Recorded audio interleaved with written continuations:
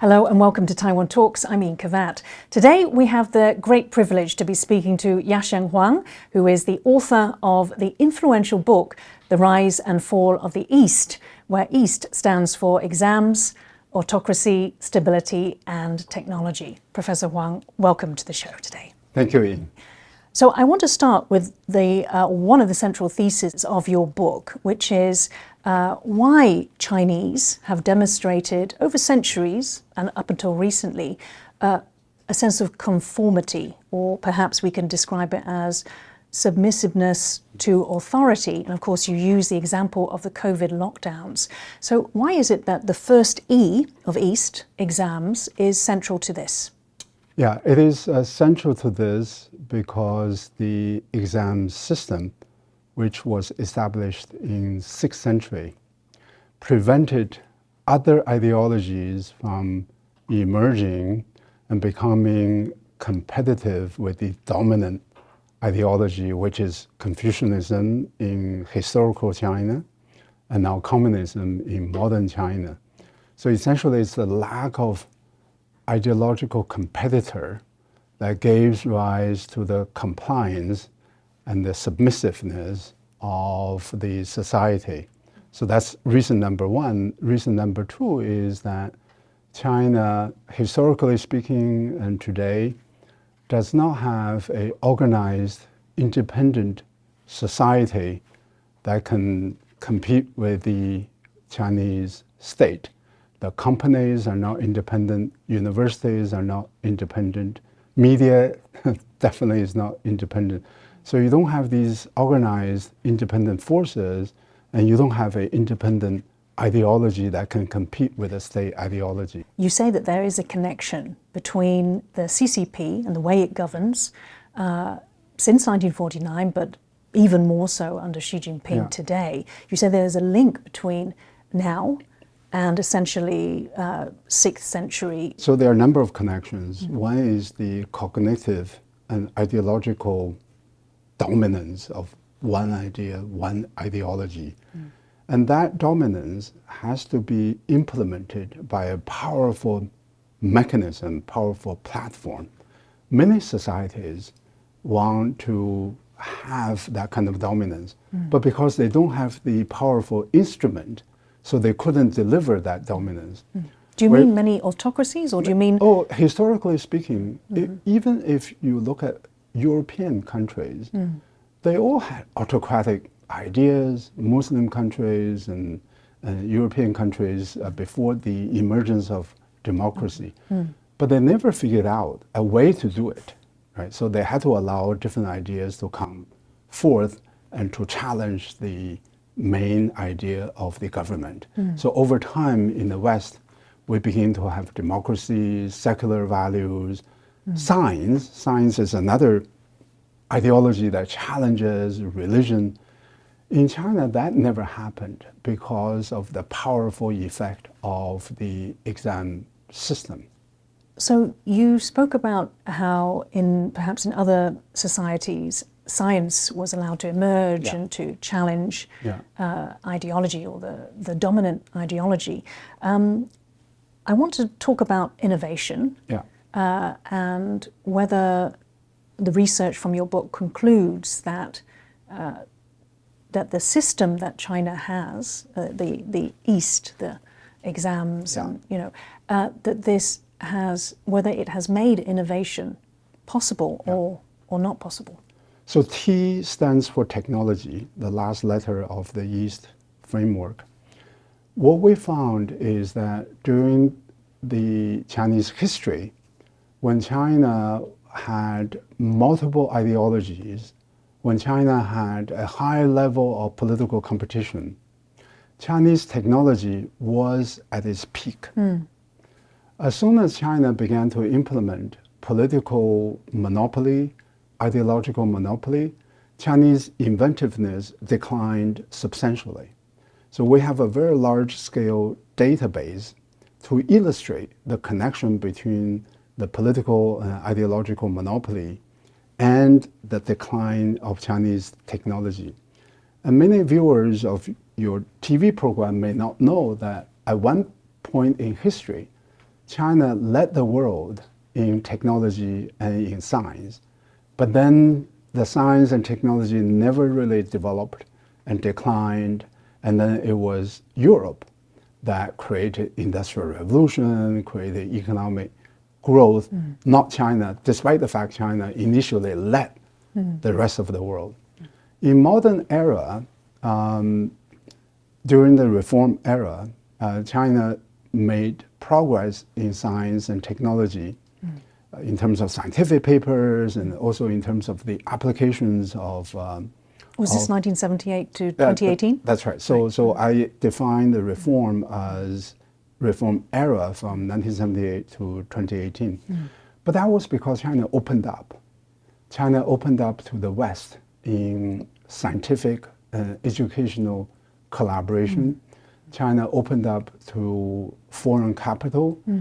China also preserved the autonomy of Hong Kong that offered rule of law and offered legal and business know-how. And crucially, Hong Kong provided finance to the Chinese high-tech entrepreneurs. Yeah, so many of the famous Chinese high-tech companies are actually registered in Hong Kong, and they raise capital in Hong Kong. So the modern success of Chinese economy, modern success of technology, is also driven by this openness. So tell me, in your book you write about Xi having engineered the biggest reform reversals in the history of the PRC. He removed the term limit. He's concentrated power to just to himself, to one single person. What does this spell for the future of? I mean, we're seeing the results of that, as you mentioned, in the economy. There seem to be problems in the Chinese economy right now. So I have always argued in this book, as well as in my previous book, that if you look at Chinese economic reforms, you see a clear pattern, which is this. When the politics is more liberal, the economics is also more liberal.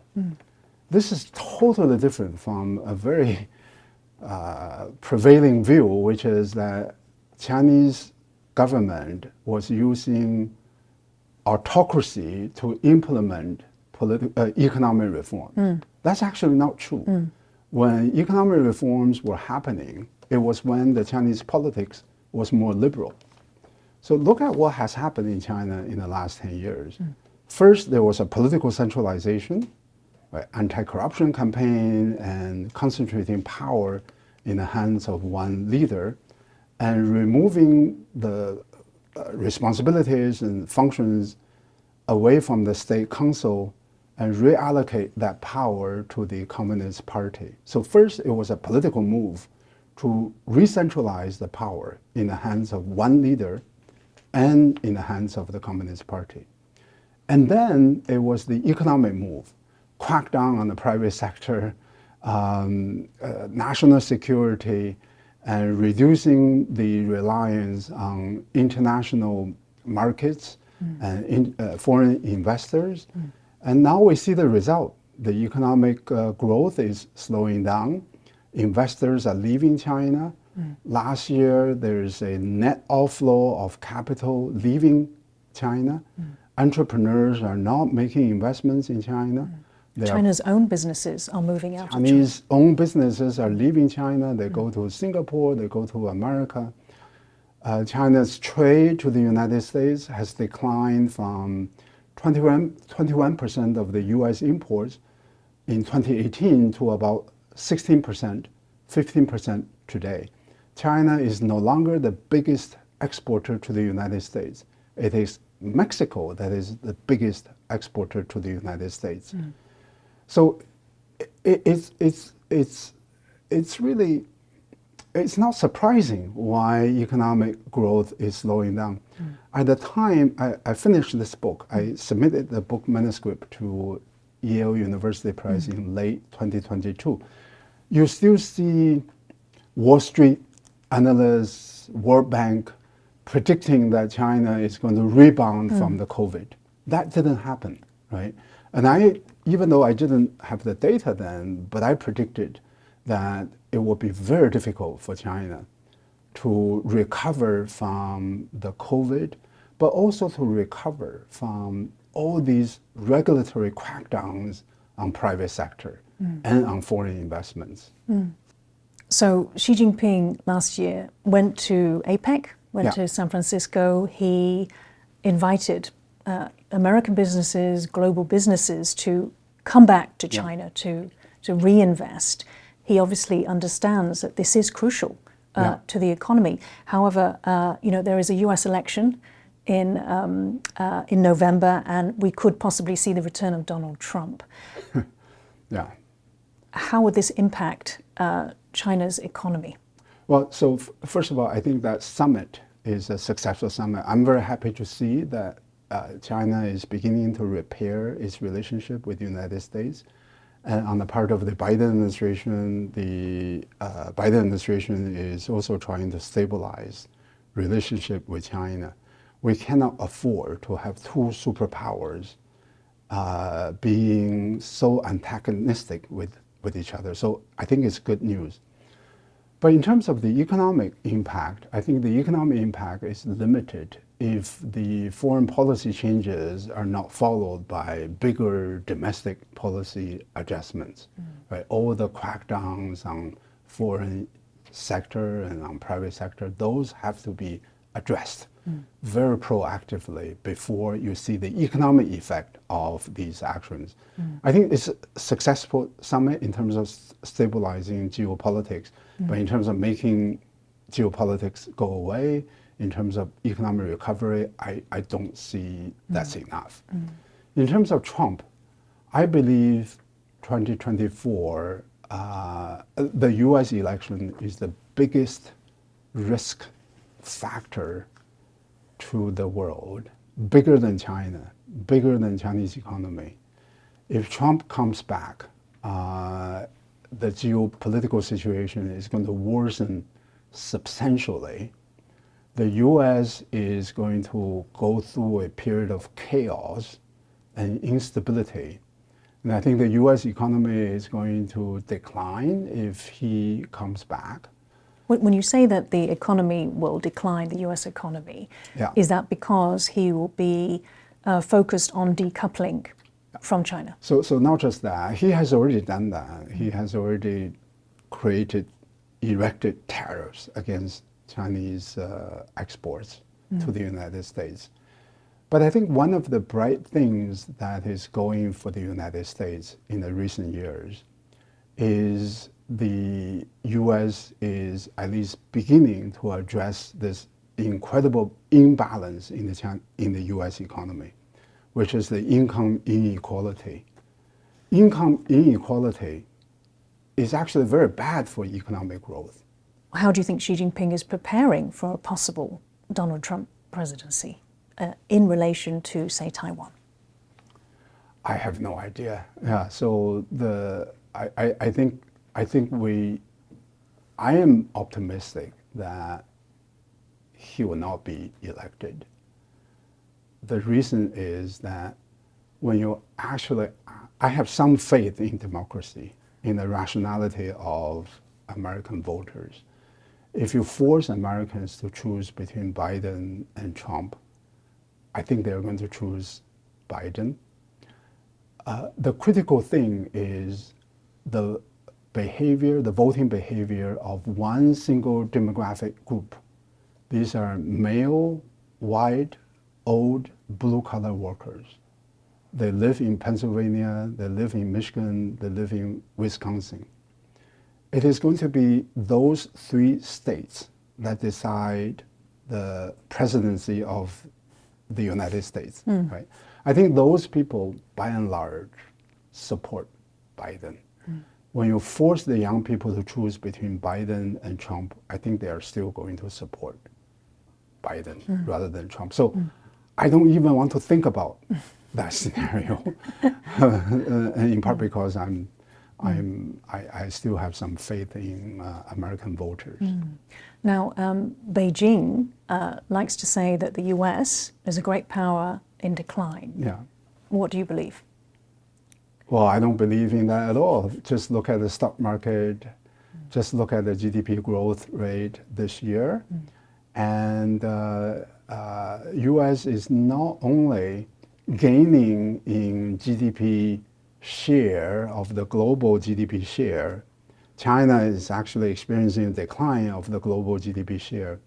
U.S. is gaining against every country in the world in terms of GDP per capita, right? 10 years ago, 20 years ago, there were European countries that had higher per capita GDP than the U.S. Now almost all of them have a lower per capita GDP as compared with the U.S. The size of the U.S. economy is very big. It is still growing, 3%, between 3 and 4%. That's actually incredible growth to grow at that high rate, despite the fact that the U.S. economy is so big. Technologies are advancing very fast in the United States. Because of innovation? Because of innovation. So U.S. has this incredible system, venture capital, university system, entrepreneurial culture, innovation, risk-taking. I'm not saying U.S. doesn't have problems. U.S. has a lot of problems. Income inequality, and how do you deal with the fake news and the supporters of Trump and things like that. But those are more political issues rather than economic issues. I think U.S. by and large, the U.S. economy is rising rather than declining. And then you look at China, right? Is China in decline? Well, so China shouldn't decline. So I want to make that point very clear. If you actually look at China and the U.S., there are a lot of similarities, right? So if you compare China with Japan in the early 1990s began to slow down and stagnate economically. But Japan slowed down because of demographics and real estate bubble. But crucially, Japan slowed down because Japan didn't have a very strong entrepreneurial culture. China also has a strong venture capital and private equity funds that Japan never had. So in terms of economic growth, China is actually more similar to the United States than it is to Japan. The big difference between Japan and China is that China has, in my own view, the wrong political structure, the wrong politics. It is politics that is stopping China from achieving its incredible economic, business, and entrepreneurial potentials. Yes, there are problems in Chinese economy, but those are relatively sort of operational issues and technical issues. I don't worry about those. Good policy making can take care of that. But taking care of politics is much more difficult, right? So in many ways, I feel really kind of sad because there's no reason why Chinese economy should slow down. So Xi Jinping seems to be at the root of the problems, definitely of the political problems.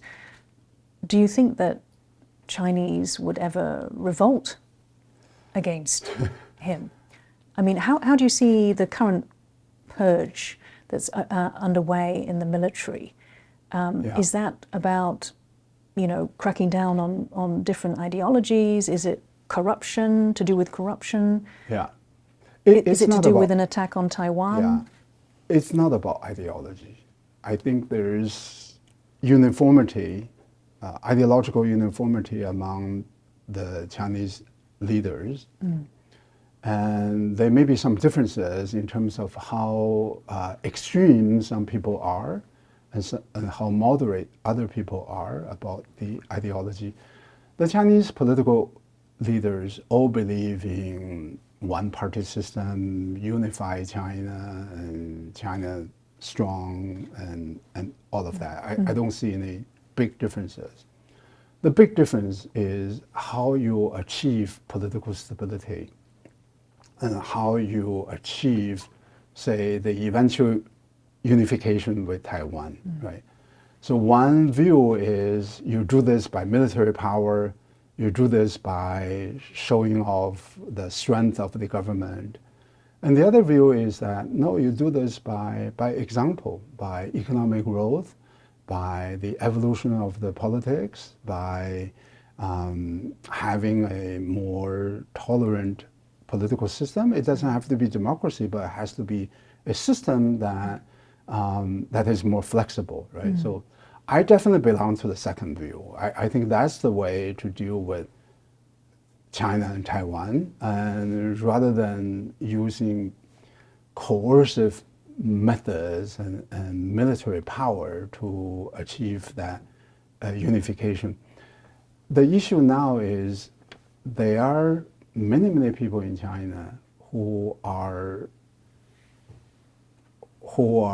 being impacted negatively by the economic slowdown. And they begin to recognize that to have this kind of a political posturing is economically very costly. I hope that's going to make people realize that there's a high price that you pay for this. And you may not be able to get it anyway, right? You need a strong economy to build a military. When you say you hope people realize, do you mean Xi Jinping? I have no idea how he thinks about the world, and I really don't know. You know? And so what I can say is, what is clear to me is that this is not a sustainable situation, right? When the economy is not growing, but at the same time, you're spending a lot of money on military, on big projects, on Belt and Road program, on Overseas. semiconductor, right? You're spending a lot of money, but you're not earning money by generating GDP growth, right? Unlike during the Mao era, economy was not growing, but they didn't spend much as well, right? So then it had that The kind debts. of balance, Yeah. right? It had that. Now it is not a balance anymore. You are spending a lot of money, and you are not raising the tax revenue. You are not growing the economy very fast. That equation just cannot hold. So what's the next step for China then? If people will not revolt against Xi Jinping, then perhaps China would need to wait till his passing, and then. Well, so I think there is a middle scenario, right? And I think the middle scenario, I believe, is the best scenario for China.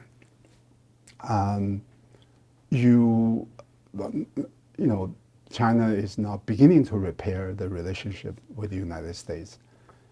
In the past, when China moderated its foreign policy, usually it was followed by moderation of domestic policy.